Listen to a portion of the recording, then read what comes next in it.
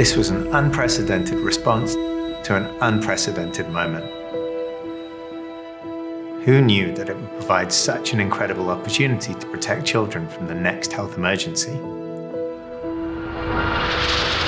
When we first heard about the pandemic, there were so many unknowns and so much fear around the virus. It was bringing very sophisticated health systems around the world to their knees. My wife, who's a critical care doctor here in New York, worked for several months without a day off. Very quickly, we realized that the impact of the virus in many countries without advanced health systems was going to be devastating. The first thing to be impacted for UNICEF were our programs. Everything just stopped.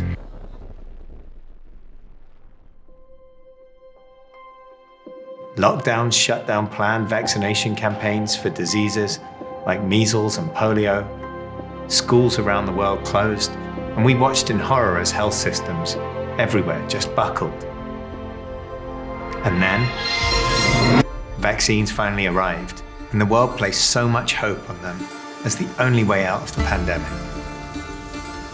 But how could we be sure that there would be equitable access to vaccines? And could UNICEF really play a role in helping provide that? There were a few key things that we could really bring to the table. First, we're the biggest vaccine buyer in the world. Every year we buy enough vaccines to protect half of the world's children from deadly diseases. We could leverage that. Second, we have decades of experience of sending those vaccines along with other supplies to the most remote and hard-to-reach regions of the world. Third, we've been vaccinating children for decades, and every year, nearly half of the world's children are protected from deadly diseases as a result. And fourth, we could make sure that once vaccines, syringes, and fridges were in place, that there were teams of trained healthcare workers ready to use them.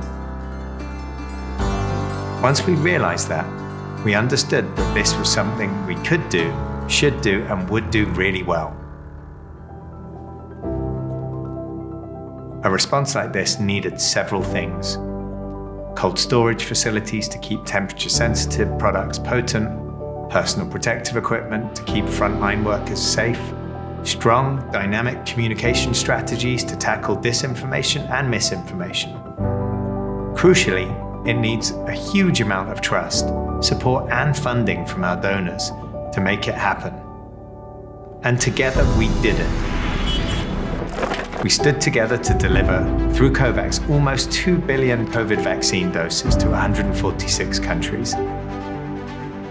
We also helped deliver many more to self-financing countries in the largest vaccine procurement and supply operation in history. We delivered testing kits, personal protective equipment, freezers, and oxygen concentrators.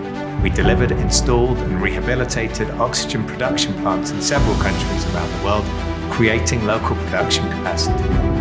It's now estimated that vaccines supplied through COVAX have saved around 7 million lives in low and middle-income countries.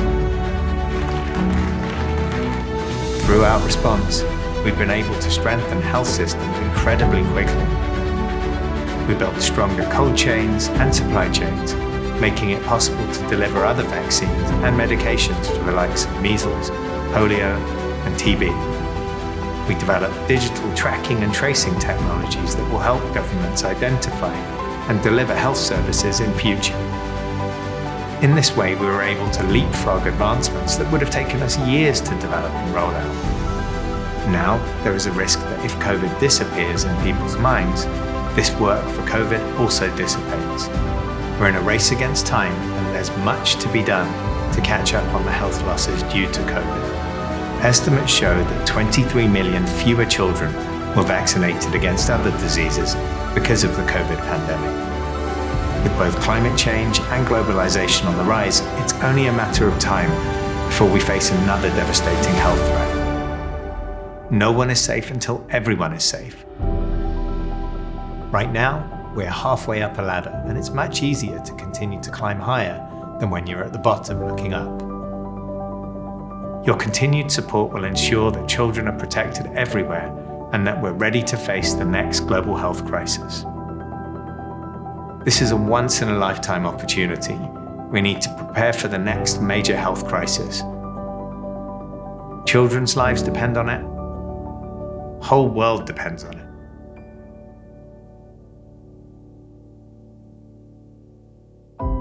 We could not have done any of this without the incredible and generous support of our many corporate partners, philanthropic donors, government organizations, and caring individuals all around the world. Amongst them, I'd like to thank the following corporate partners.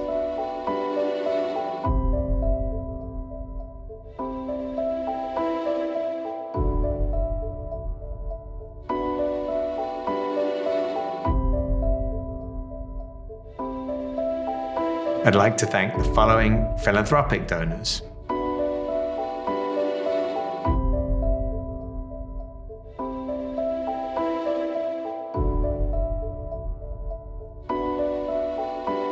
Thank you so very much.